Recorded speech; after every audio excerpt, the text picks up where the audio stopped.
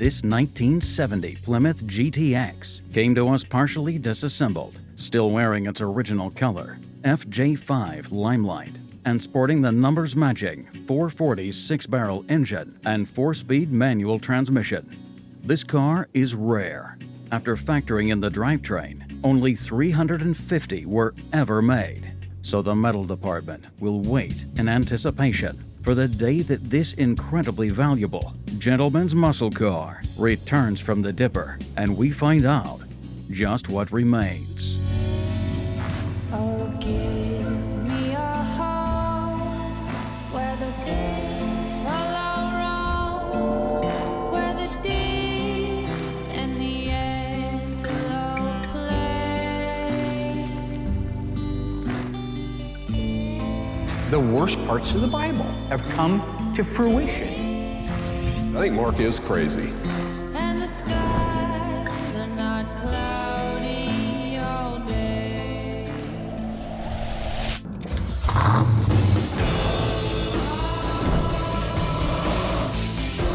I just want to paint cars. Royal just taking another one for the team.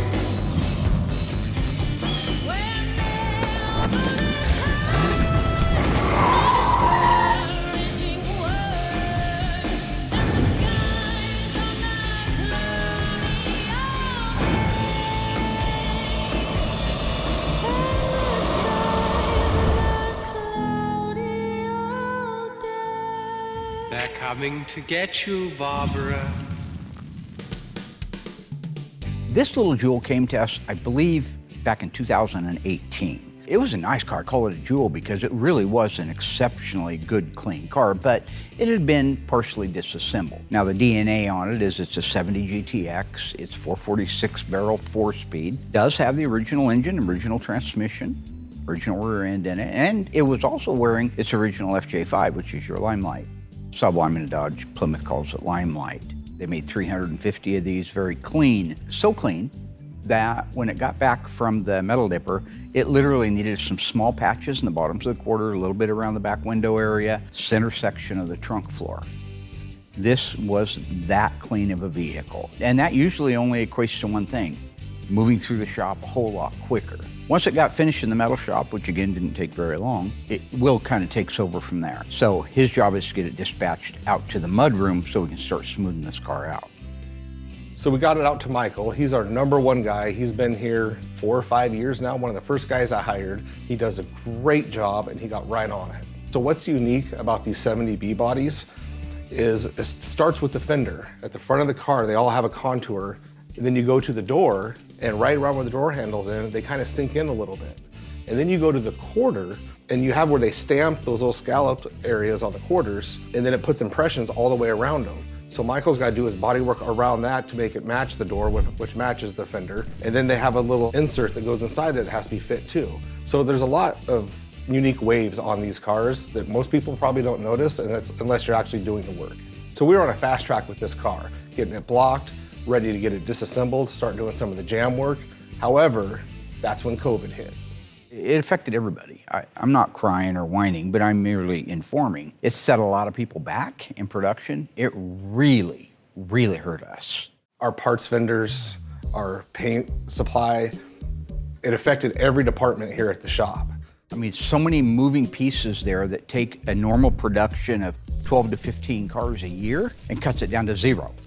And because of that, it set us back 2 to 3 years behind where we were on track to be. After the world opened back up, we're able to get back on track and get the car painted. We painted it in single stage. It's FJ5 Limelight. It's a beautiful color. And with a single stage, we do 4 coats. And it takes longer with single stage than it does base clear, because with a base coat, 10, 15, 20 minutes, you can put another coat on. With the single stage, I'll give it up to an hour, depends on the temperature, because if you put too many coats on back to back to back, it'll solvent pop. So I like to go in there, get my first coat on, 45 minutes or so, go back in, double check, make sure, because the way your first coat comes out is the way your last coat's going to look. So I like to just do a good once over on that first coat before I go to the second, third, and then the fourth. So after I finish my last coat, I put my gun away. At that point, I'll come out, I'll let the booth run for about 8 hours, so that way we don't get anything solvent popping. After that's done, we'll pull the car out, let it sit for about a month before we do our cut and buff on it. So with the paint work done, the cut and buff done, the undercoating done, that brings us up to today. So today we have our 1970 GTX in the booth, FJ5, Sublime Green, and they're ready to put the drivetrain in it, but they can't do that until I do the blackout on the taillight panel and the blackout on the rockers.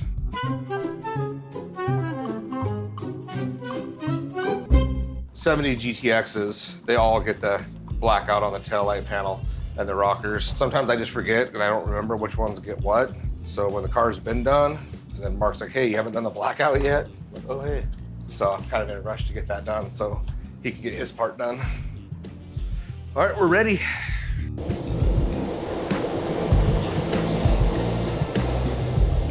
So a lot of these Mopars get blacked out in one way or another, body panel, rockers. On a 70 GTX, it's a little different because it's not just the whole taillight panel. It's unique and it's the whole center section, and you have to follow right where the moldings go and just get that part flat black. On the rockers, it's pretty cut and dry at how it goes. We have the books that tell us how to do it, but it's right where the molding goes. So when you look below the molding, you just see the black. I think with the 70 GTX blackout on the back, it has a really, really nice look to it, especially once the molding goes on with the contrast of the color of the car. And this one came out very, very nice.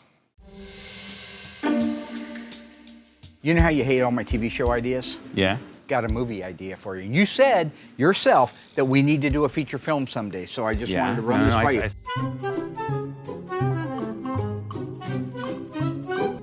Let's just take the movie Silence of the Lambs and we rewrite the ending. We can do this with a lot of shows. Rewrite the ending and James Gunn lives, right? Okay. No, that's James a twist. Gunn lives, right? That's a twist. He's shot all up and everything, and he's not turning out so good, but he lives.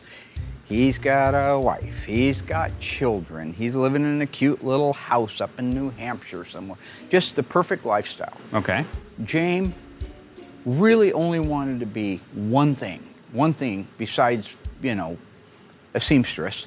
He wanted to be a pilot, or an airline pilot. So he gets a job at an airline, and he's one of the best in the world.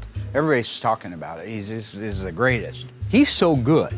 He is so good at it that the Navy finds out what kind of flying skills he has and wants to teach him how to fly an F-14 Tomcat, right? No. Top Gum. Yep. Top Gum. I'm gonna go back to work. Yeah. And thank you. I think you it'd for be a that. good movie. Coming up, Aaron faces the eternal struggle when Mark transforms into a human pitch machine. You get Ray Charles. Dougie faces his own struggle when Will interrupts his work to save his own skin. I need you to stop what you're doing and get that drivetrain in the green GTX. But does Will's plan end up backfiring when Dougie takes his complaints all the way to the top? Get Will's time card and get his final check ready. Find out when Graveyard Carz returns.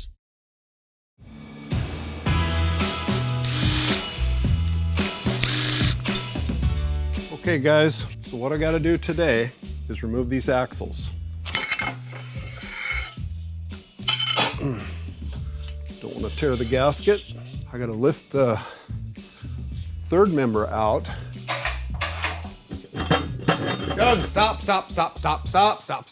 Oh God. So I'm very busy working on an 8 3/4 rear end for a good client of ours when Will comes bursting in, screaming, stop. And I'm like, what, Will? I need you to stop what you're doing right now and get that drivetrain in the green GTX right now, please. What green GTX? It's the one that's been sitting over there for a few weeks. Well, I'm kind of busy here, Will. No, I get that. No problem. But I'm telling you, you can stop working on this right now and go do that because I thought you had the drivetrain already in there and I told the customer you did and then they wanted pictures and I have no drivetrain in there. So I need it done now so I can get them pictures. It turns out he wants me to help him cover up a lie. You told him the drivetrain was already in there 3 weeks ago? Doug, the car's been ready for a month and the drivetrain's been ready for 2 years. Why would it not be in there? Why didn't you check it? I think that makes you a liar. Folks, I am not a liar. There's a difference in making a mistake and telling a lie. You're gonna help me because I don't have anybody else to help me. I'm not helping, I'm the painter. So drivetrain installed, please. You're not going to help me? No. And you want that installed? Yes. Well, I'm telling Mark.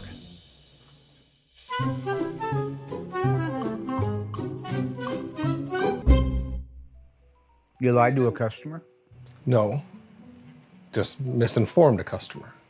Or why would you tell them something that hadn't happened yet? I thought it did. It's been done So for it's a like mistake. a month. Yeah. All right, so what's the problem? I need that drivetrain in so I can get pictures sent off. So what's the problem? Problem is I don't have any help today, and I'm busy on another drivetrain. Made the centerfold of another car magazine. You did? That was years ago. We don't even have the same guys It doesn't here. matter. Yeah, it's funny. What's the problem with It's hilarious. So what's your solution? I need some help. You want to help me? No. I've got stuff to do. Did you see I'm on the front page of the Register You're Guard? looking at, I noticed that. what year is that? Yeah. Register. It doesn't matter That's what year. 2009. Maybe I ought to just sit down and read the paper. How about Kubri's over here that made the mistake can help you? Have you thought about that? Did you already ask him? Well, yeah. He says, I'm just a painter. Let me ask you this. Why don't you want to help him install a drivetrain? Well, mainly the reasons I just said. It's grease and dirt and it doesn't mix with paint. Okay. Just a painter. So you're not going to help him? No, I'm not gonna help. This is his job. Well, I guess it's not getting installed, is it? Yeah, it'll get installed. Hang on one second. I just need to make a call real quick here. Tiny, would you do me a favor and get Will's time card and call in the hours up through right now? Was it 3:43? Yeah. 3:43 p.m. on Monday to our accountant and get his final check ready. I'm not quitting. I'll call you back. Well, if I tell you to do something and you don't do it, that's the same result as quitting, right? Well, no. No, yeah, No, it is. No, Yeah, not at if all. I say go out there and pull your middle of the shop, you have two choices. You can pull your show everybody, or you can quit. So what would you rather do? Would you like to go out there and reveal some of your or would you like to install a drivetrain in a 1970 Plymouth GTX so that you can cover up your lie? It looks like we have a drivetrain to install. Nice. Yeah, thanks. Remember how to do it? Doug? I swear. This article says I'm full of hubris. Thank you, Mark. Ha ha. You know what hubris is, Will? It's one of the first steps towards success. Fortunately, Mark Warman, owner of Welby's Car Care, has a pretty healthy regard for himself. Hi, Dylan. Your dad's getting ready to pull this. Everybody needs some help.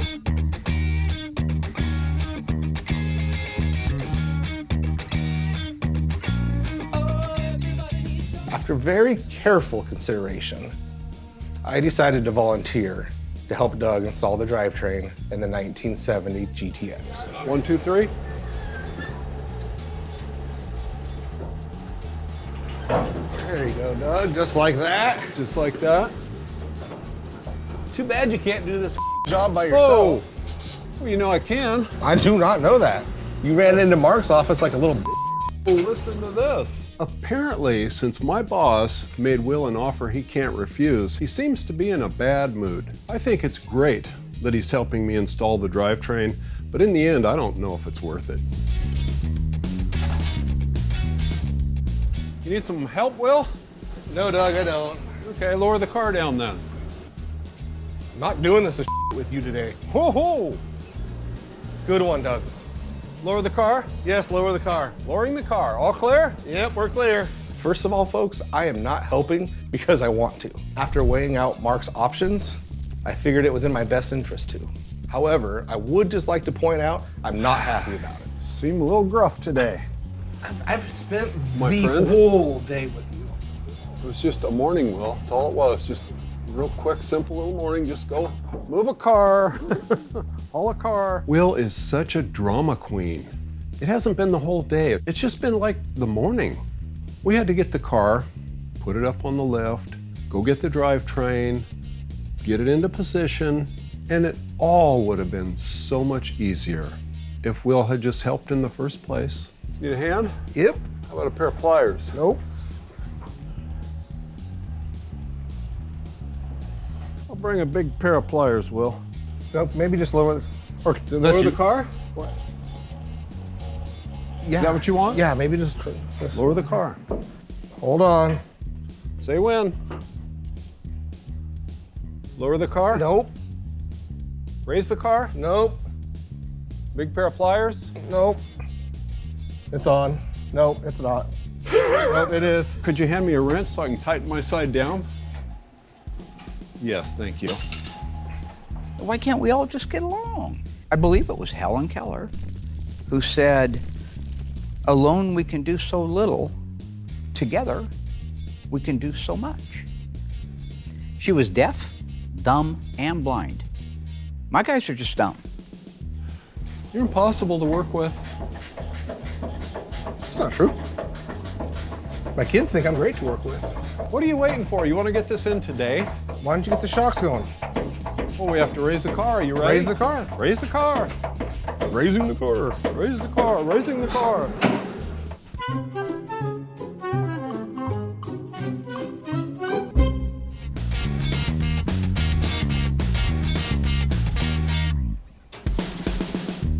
All right, back end's done. Let's get the engine in. Okay. Stand around. Let's get her down. This is a full series, all right? And it highlights one of the greatest musicians of all time, Ray Charles.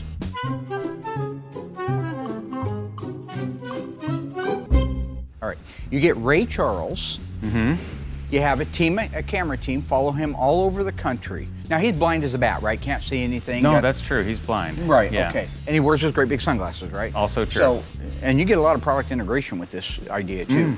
He goes to all the different sunglass places all over the country, and he tries on sunglasses. But he can't see anything. How does he know if he looks good? They hold up a mirror, and he goes, yeah, I like it or I don't.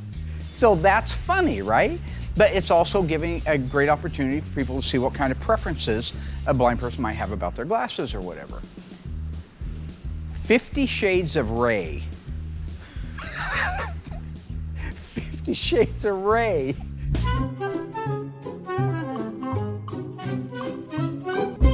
After the break, Mark checks in with the installation center on the status of a 1971 Cuda. We're gonna try and set it on the jig and just see how bad it is. Dougie and Will continue to test each other's patience as they attempt to install the drivetrain. I try to keep things organized, unlike you. Will their forced teamwork pay off? Or will this installation end in disaster? Stop! Stop! Find out when Graveyard Cars returns. All right, rock and roll. Good to see everybody. Yeah, you to see you. They call me the Ice Tray out here now. I changed my name to Ice Tray. You can just call me Trey. I saw that. Recently, we introduced a 1971 Cuda 340 3-speed manual transmission Winchester gray car that was in bad shape. Bad shape. Definitely. I happened to be on a phone call very coincidentally, like it was the first time, with Mike Gray from Autometal Direct, and I was telling him some of my woes and some of my plights. And he goes, well, we got to work together again on something. And I'd mentioned this car to him, and he goes, why don't we do like we did with the Phantom Cuda? Why don't we help you out? Help a brother out. And so he volunteered to let us send that car to him and have the installation center install all the new AMD metal on it. And that's where we're at right now. Just like we did years ago, probably almost 10 years ago, we got on a conference call on the computer, but we did the exact same thing, going around the car and assessing it and getting my feedback on what was very important to save. Well, it looks like it might have got tapped in the nose at some time, just a real light, gentle tap maybe. Yeah, we're gonna probably, once we get it, the K-member taken out and the rear end out, we're gonna try and set it on the jig and just see how bad it is, if there's anything that we need to pull or anything. Well, good. So tell me about the car. What have you seen so far on the intake? Well, the frame rail's completely gone, so we definitely need a frame rail. Yep. But I do see a lot of parts that could be salvaged. Some of these, the A-pillars that AMG does make the top of the windshield here, so we'll probably be able to save. The inside column looks good, so we'll probably be able to save that and just put the new one on top here. Probably the same. I think the other side looks a little better. The hinge pillars look okay. All the inner structure looks really, really good. I know we'll be able to save all the inner structure, all the upper part. Right. We would probably end up replacing the front bow and the rear bow. I would like to, once to get it apart, I don't think we could really straighten it. It probably wouldn't be really worth trying to straighten them. I had actually thought about that when it came in, and I thought that they didn't make the rear, and then end up Mike says that they make it, so now we have that, and we'll get that replaced. Inner structure's good. Might have to do a little patching when it comes back from blast down in the lower parts, but we'll make that all disappear. We get the roof off, we'll know more up under here. I was just kind of waiting to hear from you before we go start cutting into this thing and try to get it wrapped up and get it to you.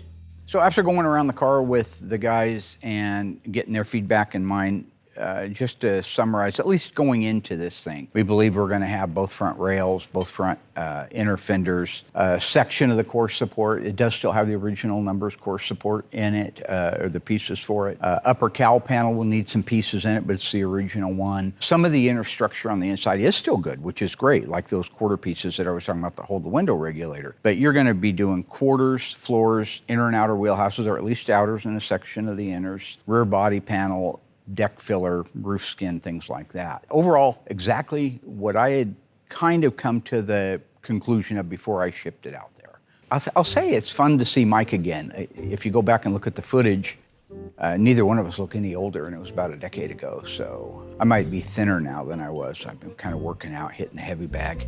Every once in a while, I go down to the meat locker and I punch on a piece of beef like Rock did. Man, I don't really do that. Not in real time, but I do it in here, and that's what matters, right? In here. You know, if Rocky had learned how to win a fight up here, if he had been a thinker instead of a stinker like Apollo said, he might have won the first time around. Hey, old Apollo slipped the jab, you know? Just saying, be a thinker, not a stinker.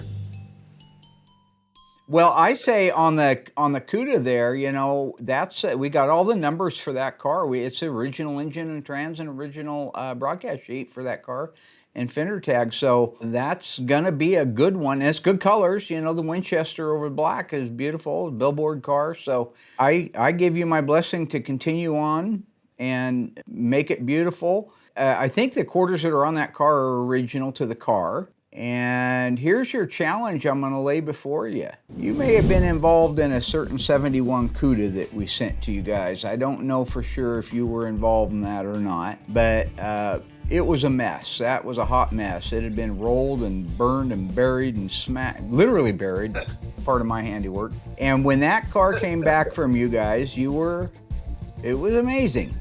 The B-pillar or striker pillar area on the driver's side was the original piece that you had grafted in, and the doors opened and closed beautifully. And they showed me, Mike took me over and showed me that they took the striker out, showed the original Hemi orange paint, and the striker was right back in its original location on the pillar to where it was on the car when the car started life, but it had all the metal around it replaced. So let's see if you can do that. I think you'll be impressed. I think I'll be impressed too. Well, all right, guys, thank you very much for your time, and we'll be back on the next round. Sounds great. See ya. Take care, guys. All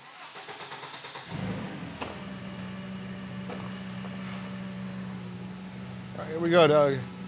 Stop, stop, stop! What? What are you doing? We're putting the engine in. I get to drive the forklift Why? because you can see better than I can. I've talked about this before, that when Dougie and I were growing up, his dad had a house up on South 3rd Street, just over the hill from where I'm building my house now. But it had a real tall pitched roof, and so we made an attic out of it. We took the rafters, we put particle board down on the floors, made an attic out of it. So we would borrow the 8mm projector and set up in the attic, and we'd watch movies. Where we get the movies? Springfield Library.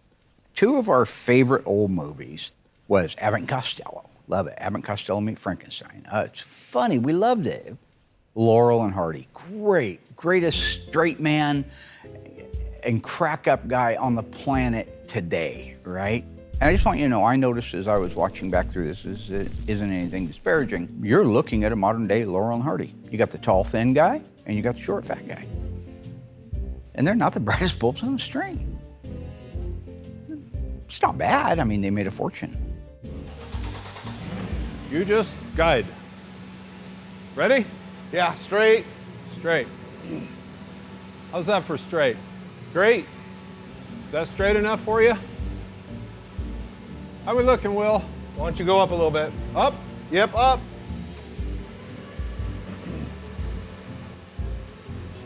Okay, Will, it's all you. Come back a little bit. Forward? Forward.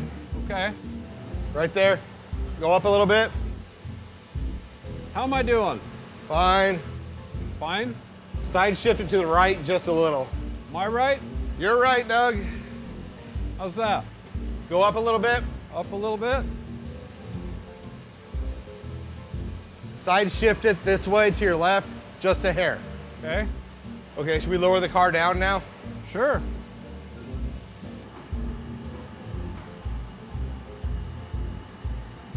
See anything rubbing yet? Scraping? Yep. We're good over here. Let me check my steering box. Ooh, pretty close. I got a side shift to the right. Okay. There you go. Does that look better, Will? Yeah. Sure glad we were relying on your eyes. You honestly have no idea what it's like working with Doug. It's exhausting. Up is down, left is right, right is left. And it just ends up with me hitting my head. We're not lined up over here. Do we have a pogo? What's that gonna do? Lift up the remember? Oh, I know. Oh, this is not gonna work. No. No?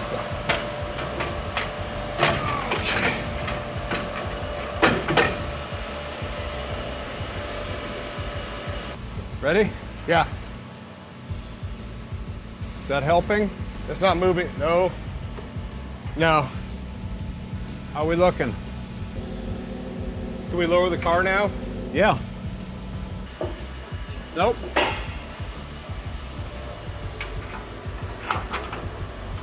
Well, the front one's good. We just need the back to go up a little bit. Now, does that line yours up? No. We're off it just a little too much. Right there? Well, no, because you're not raising the back of the engine up. I can't. I am never helping you again. Still to come, Will tries to keep it together as he and Dougie wrap up the engine install. Got grease all over my hands. But will Dougie's habits be too much for him to handle? Doug scatters everywhere. Meanwhile, Aaron drops everything when he receives an urgent message from Mark. What's going on? What's the emergency? But is the situation even worse than he feared? I had no idea it was a thing. Find out when Graveyard Carz returns.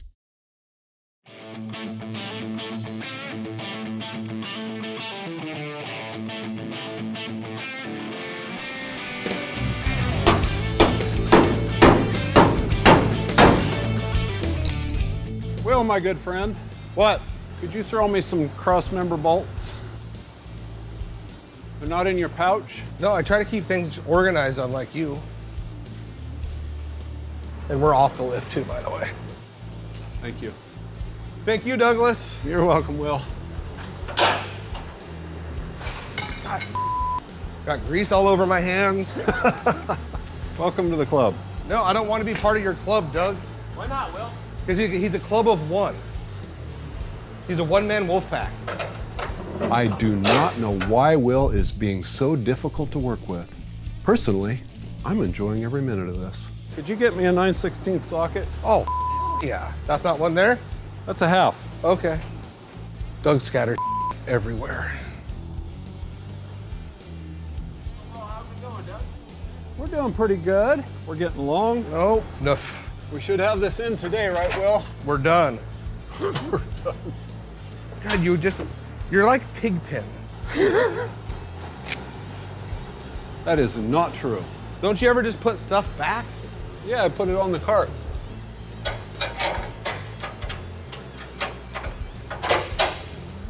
Good Lord. Can you imagine what his house is like? The house is spotless. It is? It is. We can go there right now? Yeah. Well, you paused. That means you lied. Well, my wife's been there. She may have left her cereal bowl out. Did you by any chance get a wrench for me? Yeah. 9/16 wrench. Should have asked for that all at the same time, Doug. I wasn't thinking about it then. Wasn't ready for it. How do you...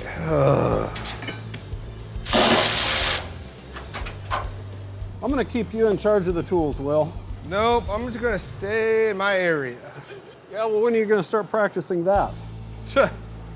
Effective immediately. Seems like you spend more time in my area. Well, maybe if you would get the drivetrains installed, I wouldn't have to, Doug.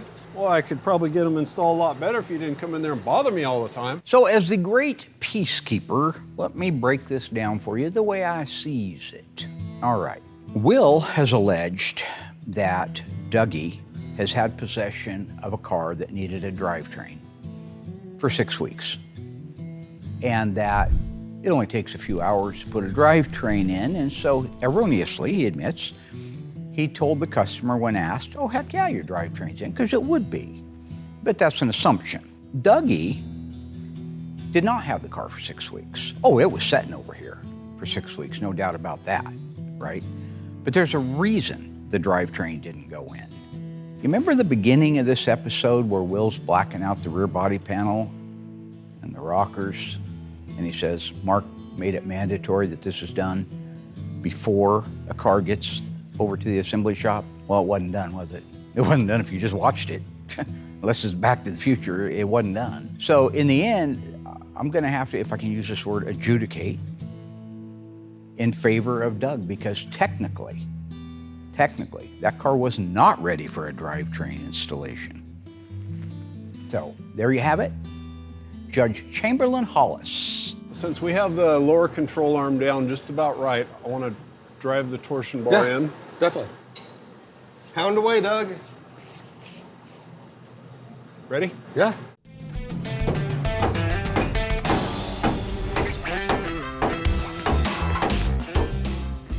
How's that? Pretty good? Yeah. So there you go, folks. See how much better we get along when Will is in a good mood? You've already released the shock? Yeah, that happened earlier. There you go. Just like that. Perfect. So then we roll this up until we can get the upper control arm, and then we keep lifting the lower control arm.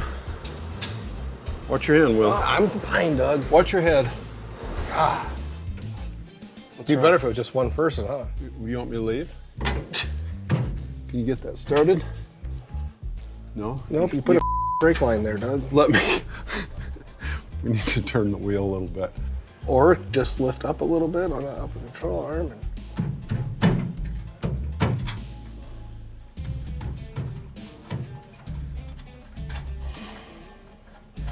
Well, that wasn't so bad, was it? No, Doug, it wasn't. All right, that side's good. Okay, we'll lower it down and do the other side. Yep. Yep, do the same thing again. 2 people, 1 little area. Mark. Mark. I need help putting the motor in, Mark. Okay, so that last comment about Will being easy to work with, I'm taking that one back. It's not fair. Well, it's been a pretty good day today, I think. It's been horrible.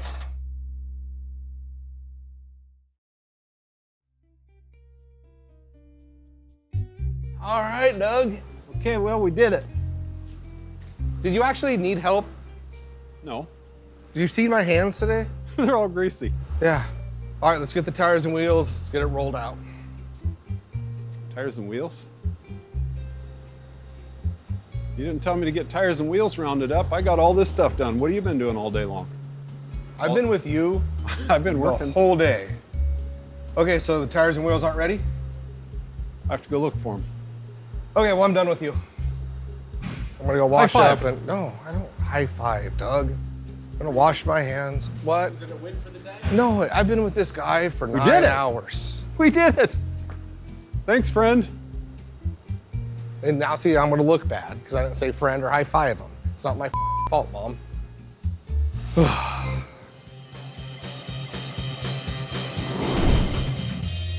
This 1970 Plymouth GTX 446 barrel 4-speed in factory FJ5 Limelight is now a complete rolling car and ready for final assembly.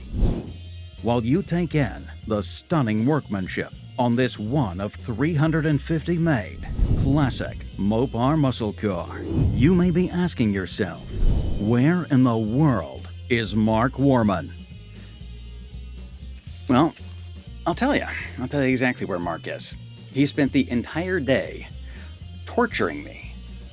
And I don't know how, but just following me around, texting me, bugging me with show ideas, or what he calls show ideas. Pitches for things that he wants to develop, but will never develop them because they're not real shows. You see, they're just really, really, really, really long setups for really, really, really bad jokes. Most of which are just offensive things that we can't actually show on TV. I'm sorry, it's been a long day. Okay, Nick, let's do it from the top, okay? This 1970 Plymouth GTX.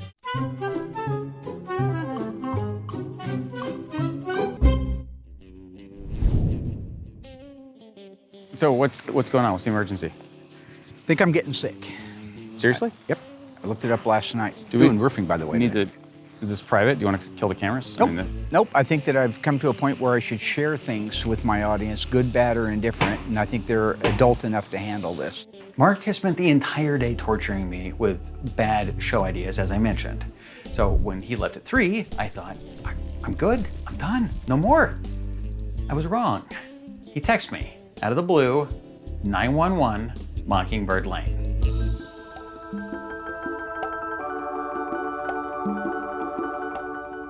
So I did what any responsible adult would do. I dropped everything, I ran across town to make sure he was okay. Because, you know, where I come from, 911 means something. I had no idea it was a thing. So I've been thinking about everything on this house forever, right? I mean, you got your roofing, you got your underlayment for it, you got your windows, you got your siding, it's a big house and there's a lot of stuff in it, right? Right. And so the more you think about it, the more you think about it, all right? Next thing you know, you're thinking about 24 hours a day. I gotta have this faucet, I gotta have this roofing, I gotta have this. So the other night I wake up and I'm sweating, cold sweat, you know the night sweats you hear about, like night terrors, night sweats. Yeah. So I started typing in some of these symptoms because I was thinking, what is going on? I think I have a disease. Check it out. It's called shingles virus. Yep.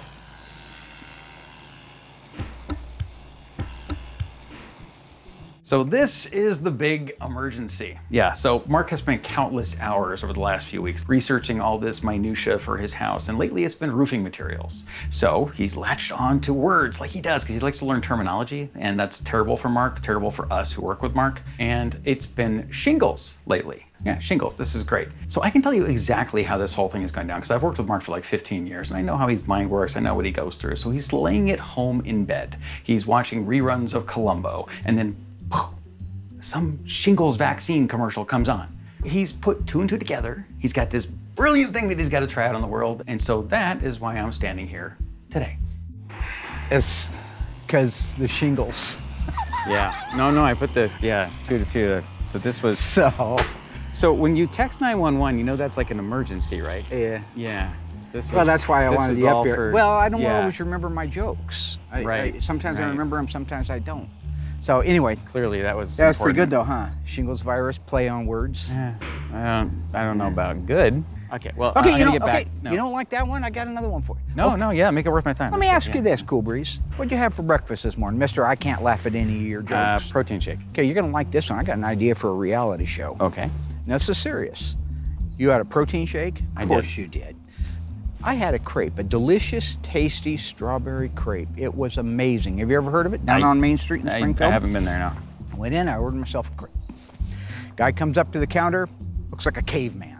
He's got that big droopy forehead like Unfrozen Caveman Lawyer from Saturday Night Live. Okay, so this one is just as predictable as the last one, and yet again, it's an old TV show combined with an old commercial. So Mark is watching an old 30-year-old episode of Saturday Night Live that he taped on VHS and still has and still watches. And of course, old TV commercial comes on, it's an old Geico commercial, so in his head, rattling around, he's got Phil Hartman over here, and he's got this Geico caveman over here, and boom, another show idea. But no, wait, not just a show idea. Remember, a bad joke. Not real show ideas, just bad jokes. Looks a little bit like, what's the guy's name from the Geico commercial? It looked like a... Oh, yeah, like the little caveman. Yeah, little Geico caveman commercial. guy, right? Yeah. but this crepe is like amazing. Yeah. Off the charts amazing. One of the best crepes I've ever had in my entire life. I think we could have a show about it. If Geico can have a commercial about caveman, right? Right. What do you think I ought to call that show? I don't know. Planet of the Crepes. Oh boy. Just so you know that I'm not just being negative, okay? This is how I know for sure that these are not real show ideas. Because when he's done this in the past, I've asked him like a follow-up question. Great, Mark, that's an excellent title. What's the show about? I mean, is this like a 30-minute show? Is it a 60-minute show? How many do you see happening in a season? Try to get a little bit more information out of him. And he just goes blank, just completely. And he just laughs and repeats the title. Top Gum. Top Gum. That's what I thought. 50 Shades of Ray. That's what I thought. You're No, losing that's the point. No, 50 I think I get it. When he's got nothing left in the tank, he slaps his hands together as loud as you can possibly, just destroys your eardrums, and Planet of the Crepes. gosh, are we done? Is that? Yeah, we can call can it. be. So Oh, this was, no, I did have actually one more thing for you. I got a lot to do, so don't try to manipulate my time. I won't try to. Okay. You know, I've thought of a way to circumvent you. You laugh killer, you laugh murderer, you joke killer. Yeah, You know how those are you're things that I am. always censoring things I say that are brilliantly funny, and when they hear the beep, it ruins the punchline? I don't think it does that, but Oh, sure. it does exactly that, because believe me, I sit there and I watch it with a lot of different people, and right when they're supposed to laugh, I hear a bleep. I think the bleeps make it funnier sometimes. If I say something that is a perfectly normal word, no sexual innuendo to it whatsoever, it's an average word, maybe it's a compounded word. Yeah, you have problems with this. So if I go up to Will and I say, hey, Will, I just shit my pants. I would bleep that. You'd bleep that. Yeah. Yeah, because you're the fun police, right? No, it's just that's You probably bleeped it right there. The network has certain right? standards, and I did. But if I want to inform Will that I shipped my pants off to be hemmed, I shipped my pants. Gotcha. Okay? Yeah. So I could walk up to him and say, hey, I just shipped my bed. Right. Right? So Like this I is- shipped my bed You're out. ripping off the Kmart commercial. So Kmart was doing this little thing. They were doing like a shipping department and shipping, let me clarify. And so they thought that they were kind of doing like a little play on words and do something that maybe the FCC wouldn't normally let them get away with. Very funny commercial. The first time I saw it. They have the kid that comes in and goes, hey, I think I just shipped my pants. They're laughing. It was a funny commercial. Yeah. It was a great commercial. Yeah. They had the old people with incontinence problems, and they were saying they shipped their pants and how convenient it was going to be. Mark obviously saw this old commercial recently, and he's got it in his head that he's going to try to use this strategy, not just to like rip off their joke, but to try to get past all of the little restrictions, the FCC things, the standards and practices that the network has, and also to get past me. You're going to bleep the word ship? I can't bleep the word ship. Thank you. Yeah. Thank you. You can go back to your Okay. thing. All right. Thank you. I don't know why I'm sense of thanking humor you. haver? And folks, this is how my day goes. Aaron, ship your pants. Looks like he did.